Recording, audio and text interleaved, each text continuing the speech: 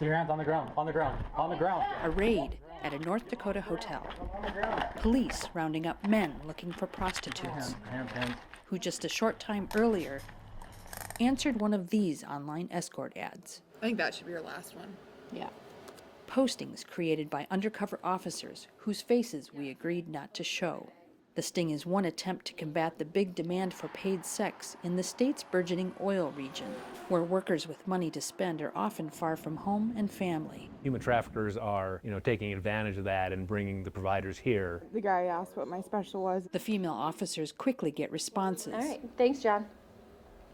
He said that he just likes to play with young girls, and he would like an hour. Instead, these men are escorted out of the hotel rooms in handcuffs. And you're being charged with solicitation of prostitution. Police say most men who solicit sex are clueless that many women are trafficked and often brought in from faraway states. I think most of them think, like most of the community, that these are like independent contractors just out here making a buck. Some try to plead total ignorance. So you know that prostitution's a big deal in North Dakota, and Honestly, especially now.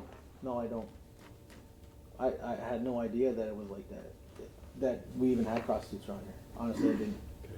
Well, I know you're not living under a rock. As for the women, Minot police increasingly bring those they suspect are trafficking victims to this emergency shelter instead of jail, in hopes they'll escape the sex trade. We don't have the funding to keep increasing staff to meet the demand, but we're doing it because we have to. It's a dark side of the oil boom that some North Dakota lawmakers are addressing with proposed funding for victim services and tougher penalties for pimps. As the night rolls on, there's no shortage of Johns, no shortage of cash now being posted for bond.